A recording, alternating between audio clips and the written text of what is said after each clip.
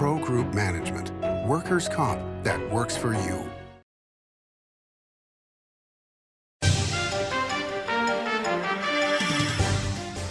Welcome to Nevada Newsmakers on the broadcast today, part one of a two-part show with Geoff Schumacher. He is the Vice President of Exhibits and Programs at the Mob Museum. We're talking about Howard Hughes and the book he wrote. Here for the whole show on an all-new Nevada Newsmakers. I'm Mike Swanson, and welcome to the Winnemucca Big R. Hi, I'm John Walker. Welcome to Big R Lovelock.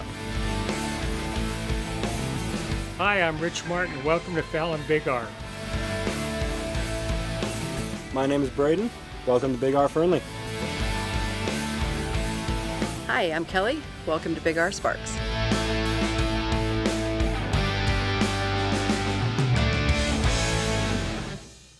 For 50 years, Nevada Heating has been keeping people comfortable in their homes. At Nevada Heating, call the Do It Right guys and get the heat back on today. Call us today and we'll fix it today. That's the Nevada Heating way. Why freeze for days on end when Nevada Heating can get your furnace fixed today? Call us today and we'll fix it today at 323-5585 or schedule us on our website at nevadaheating.com. The new year is bringing so much fun to Tamarack Casino with cash and free play drawings Thursdays and Saturdays and $40,000 in grand finale giveaways Thursday, February 27th. Your good times are at Tamarack Casino. Save money and take transit. Did you know you can ride the bus all day for less than what it would cost you for a gallon of gas? Plan your trip now by going to rtcwashoe.com.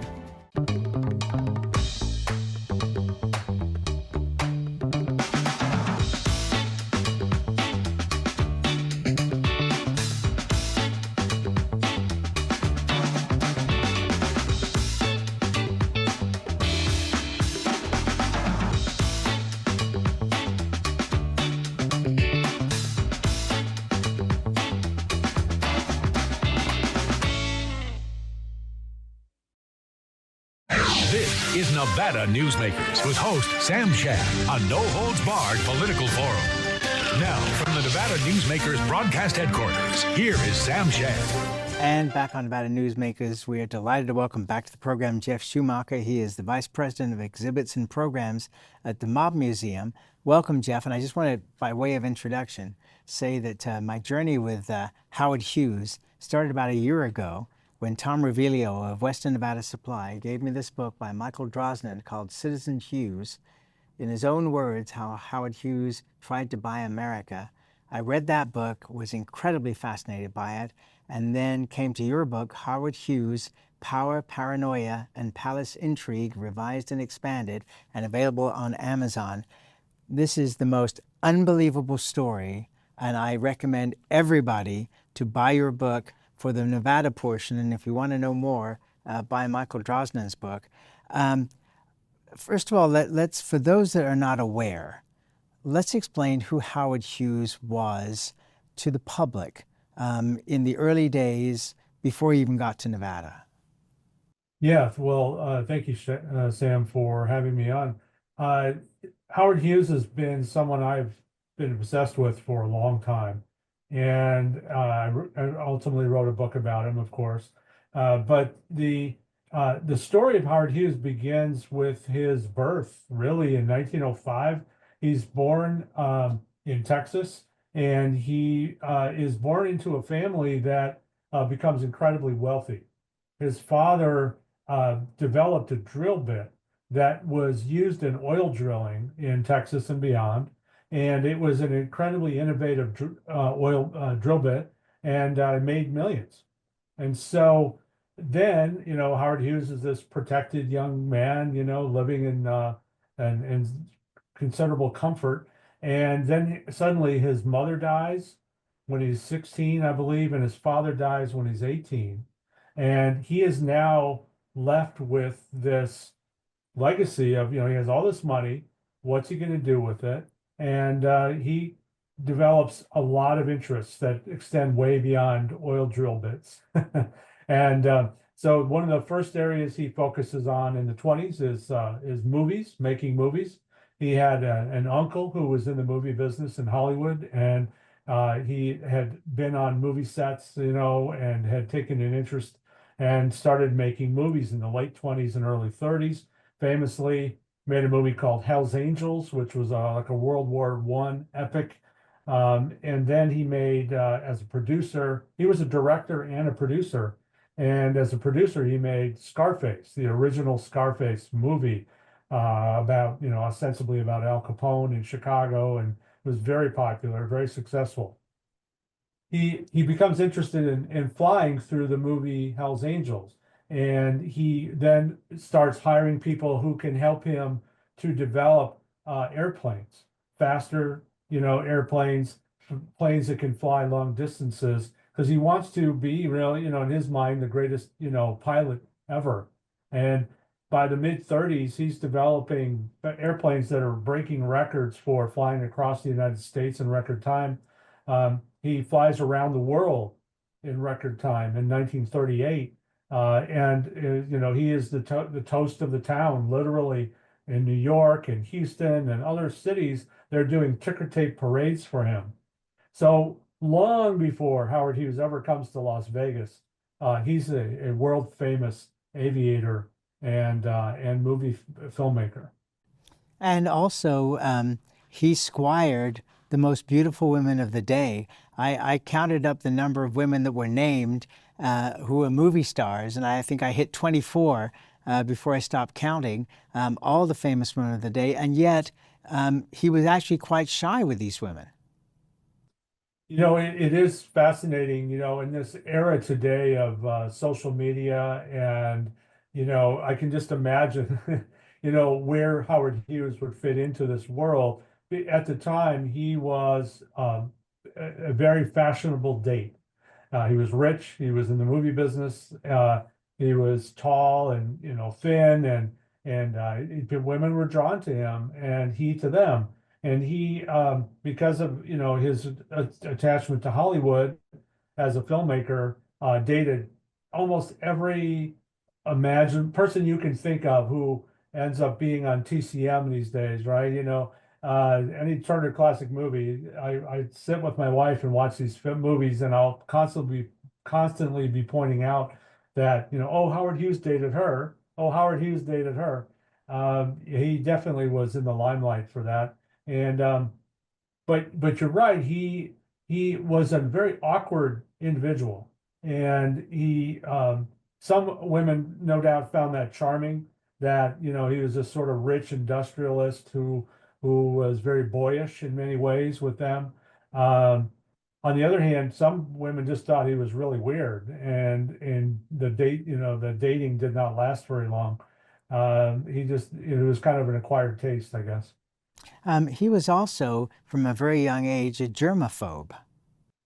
Yes, he was. His mother, I think he started that with his mother. His mom was kind of a germaphobe, and he was one of the sort of moms who worried about everything with her kid, and fussed over everything, including cleanliness, to a really obsessive degree.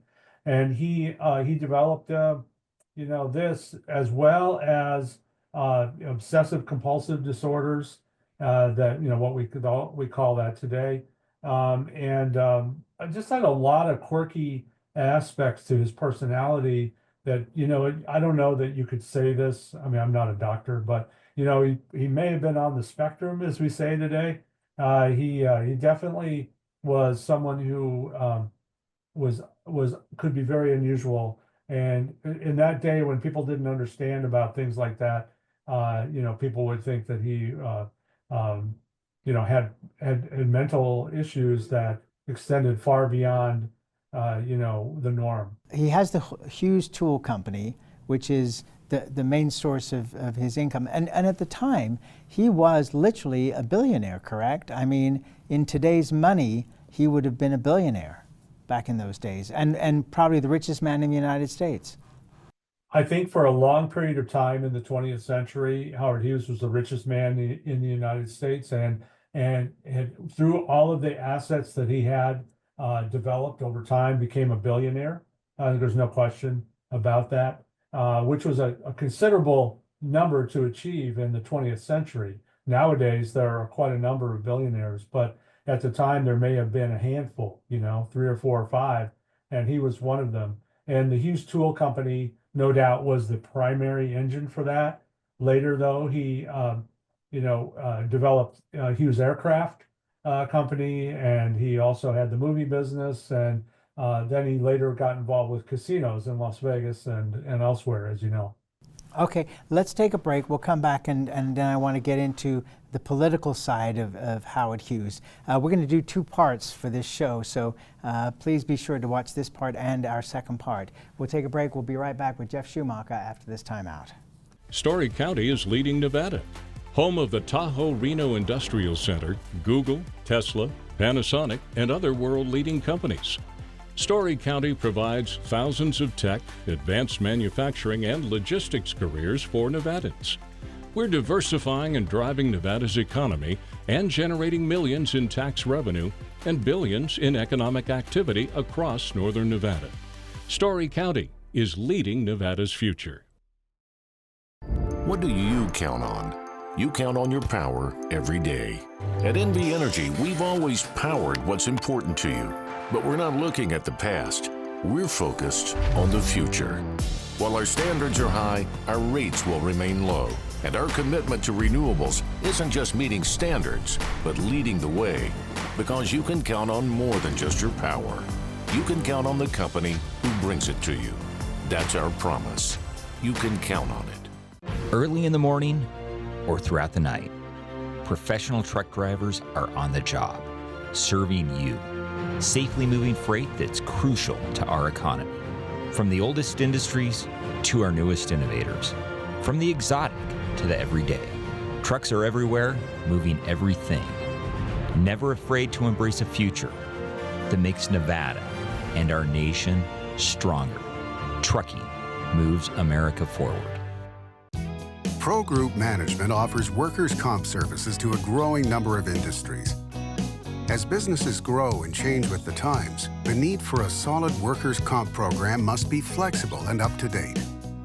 The evolving nature of regulations can make staying ahead of complex tasks challenging. But Pro Group Management simplifies the work so your industry can move forward and succeed. Pro Group Management, workers' comp that works for you. This is Nevada Newsmakers. And back on Nevada Newsmakers, we're doing the first part of a 2-part show with Geoff Schumacher, who's the author of Howard Hughes' Power, Paranoia, and Palace Intrigue, revised and expanded, and available on Amazon. We're also referring to Citizen Hughes, written by Michael Drosnin.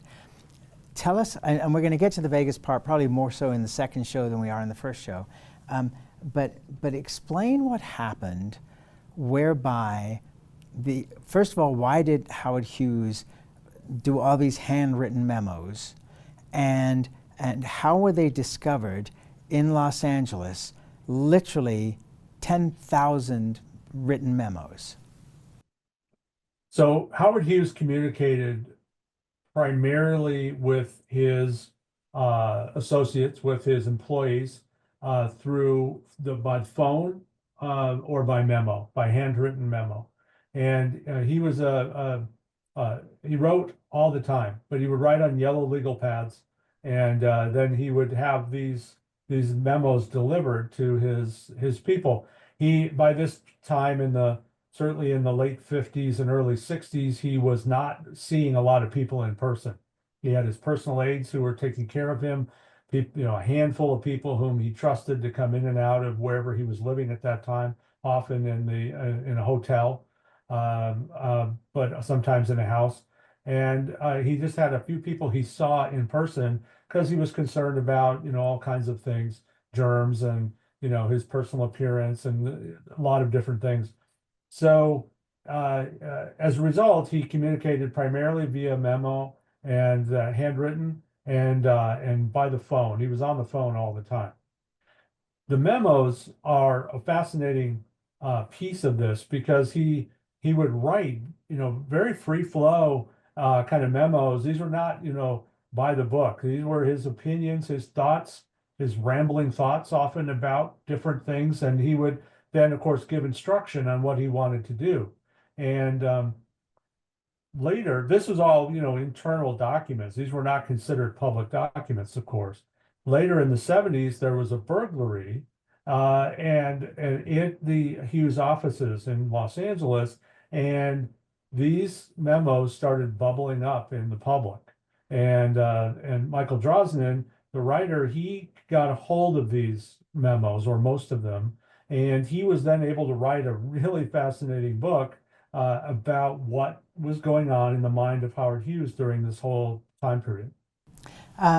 One of the things that struck me on reflection was that Howard Hughes's political life seemed to be a revelation from these books, your book and Drosnin's book, and many, many others, of course, that the revelation was like the Pentagon Papers, where you didn't realize that every president had known who was involved in the Vietnam War knew that we were not going to be able to win the Vietnam War, and yet continue to pour money and lives into that war in a futile effort for the United States not to be seen as a loser in terms of war.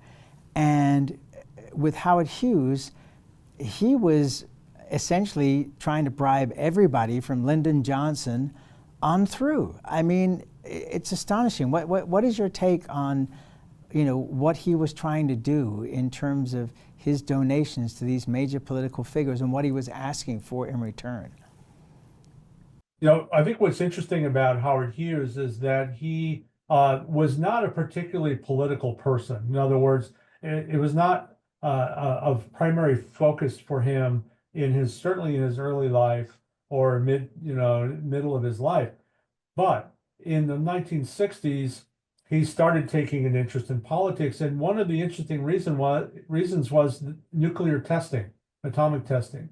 And he was then living in Las Vegas in 1966, and he was very prescient, really, when you think about it. He was concerned about the effects of radiation from these nuclear tests, and he wanted them stopped, basically.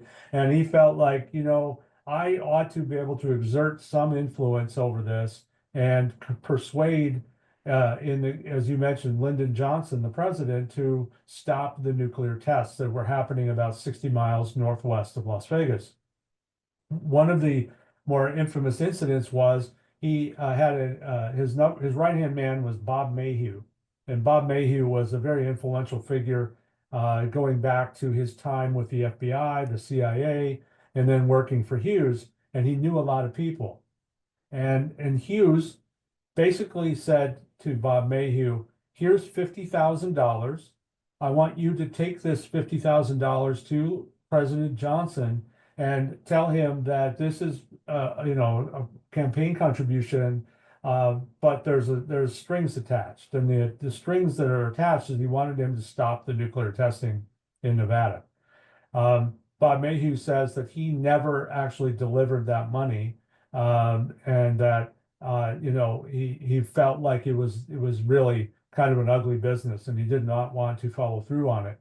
Now, other money was delivered. Campaign contributions were delivered to other presidential candidates in 1968. And the thing about Hughes was he gave money to both parties. It was kind of that mindset, like I want favor with whomever wins, and that was a way of doing business that ultimately the Nevada casino industry picked up on for many years. And they would give sort of equally to both sides to ensure favor with whomever the winner was. But Hughes was a person who, even though not someone who had a lot of sort of like he's a Republican or a Democrat or anything like that, but he just wanted to get his way. And he didn't like the idea of the traditional process of doing that. If he's a billionaire, he feels like he should be able to circumvent that process and just get something done. And he always saw, I think, his fellow human beings as pawns on a chessboard, and he wanted to manipulate them into whatever his advantage would be. And the contributions went to Hubert Humphrey, to Richard Nixon, via Bibi Rebozo. A lot of this in cash. I mean, it was stunning the amount of money. Because he was making $50,000 and $100,000 contributions at a time when that's probably worth 10 times more than it is today in that era's money. You're right about that, and what's interesting about that, I think, historically, is the amount of money that was, the campaign contributions we saw in 2024 in the presidential campaign are on the same level, right? I mean, these are just astonishingly high numbers that come from different industries and corporations. When Hughes did it, there were no reporting requirements, which is interesting. That all kind of came later, and so we kind of look at it somewhat nefariously because there was no formal reporting process at that time. But as you point out, the real interesting part about it was the size, was the scale of the money. $50,000, $100,000 at that time was in the millions today. All right, let's take another break. We'll come back and we'll hit on Bob Mayhew after this timeout. More with Geoff Schumacher in a moment.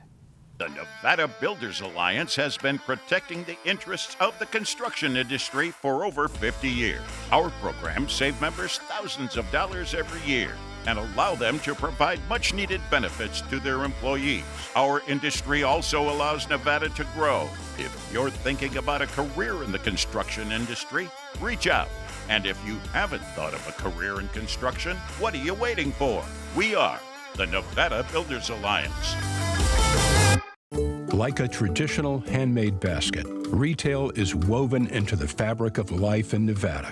From big box to mom and pop, retail supports our communities in countless ways. Jobs for the disabled, team uniforms for kids, help for the elderly, and so much more. Retail employs over 1 in 10 workers. Retail supports Nevada, and we support retail. RANNV.org. Story County, helping build Nevada's future.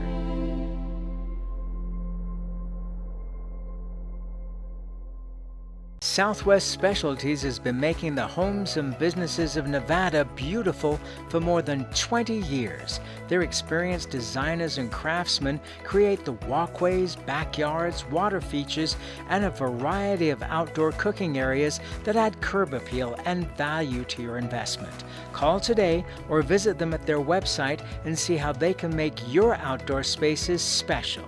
Southwest Specialties, creative, distinctive, beautiful. Here on 7 at 7, we're bringing you the local headlines in just 7 minutes. We've got you covered in the morning, evening, and for all breaking news, in between, and as it happens. Life is busy, and we don't waste your time. Join us for local news now streaming on our YouTube page. This is Nevada Newsmakers. And back on Nevada Newsmakers, we continue our conversation with Geoff Schumacher. He is the Vice President of Exhibits and Programs at the Mob Museum in Las Vegas, and he's the author of the book Howard Hughes, Power, Paranoia, and Palace Intrigue, Revised and Expanded. It's a wonderful book. Tell me about Bob Mayhew. So Bob Mayhew is someone I had the good fortune of meeting and spending time with before he passed away. So I have a lot of interview material from him in my book. Bob was a fascinating 20th century raconteur, really. He was served in World War II in intelligence or counterintelligence. He then joined the FBI, developed a lot of friends and allies in that area. And then in the 50s, sort of became a private detective in Washington, D.C. But what he was really doing is serving as like what they call a cutout man for the CIA. So it's sort of funny to think of it now, but at the time, the CIA, if there were things they wanted to do that they did not want to be associated with, they didn't want to be linked to, they would hire people like Bob Mayhew to do them. And so that was what a cutout man would do. So Bob had all kinds of interesting intrigues that he was involved in on an international scale. And so he developed a reputation, and he met a lot of important people. And ultimately, Howard Hughes heard about Bob and wanted to hire him for different kinds of tasks. It started out on sort of an ad hoc basis in the 50s. And then later in the early 60s, Hughes hired him full time. And he paid him what at the time was a huge amount of money, $500,000 a year, plus a lot of benefits on top of that, to basically run the bulk of Hughes's empire. And the way that manifested itself in particular was moving to Las Vegas in 1966, and then proceeding to buy mining claims, to buy a TV station, to buy golf courses, property, and ultimately casinos. And Mayhew was involved in all of those purchases. Okay, and also there was a mafia connection as well. Let's stop here now on this program. We're going to do another program with Geoff Schumacher that will air right after this one. Fascinating stuff, Geoff, and we'll be back with more with Geoff Schumacher in part 2 after this time out. Welcome to the Ahern Boutique Hotel, where luxury and warmth come together in the heart of Las Vegas. We take pride in offering a one-of-a-kind experience for both locals and tourists. Join us for handcrafted cocktails and an unforgettable experience. Joel's Chop House, the perfect place to savor views of the Las Vegas Strip. Satisfy your cravings at the Ahern Chocolate Shop. No smoking, no resort fees, and the parking is always free. The Ahern Luxury Boutique Hotel is your home away from home. Each day, the Children's Advocacy Alliance partners with leaders, legislators, and families across Nevada to improve children's health, education, economic well-being, and safety. We recognize Nevada will be no better than the state of its children. Be a part of this change. Be a supporter of the Children's Advocacy Alliance. For more information, go to caanv.org. Imagine a magical garden that feeds Carson City's hungry and homeless, teaches our high school students agriculture, creates hanging floral displays to beautify downtown, and yet charges nothing. It's not magic. It's the Greenhouse Project. It's real, it's growing, and it needs your help. Go online to carsоncitygreenhouse.org so together we can grow it forward. It's a good time to eat. It's a good time to play. It's a good time to win.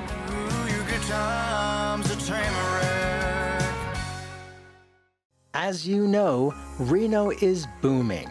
Toll's development company is helping it grow with insightful design and development, building community with every project, adding beauty, adding excitement, emphasizing our shared humanity. Reno is becoming bigger. Toll's development is helping it become better, more livable, more enjoyable. To learn more, go to tollsdevelopment.com. tollsdevelopment.com. Thanks for watching Nevada Newsmakers. We'll see you on the next broadcast.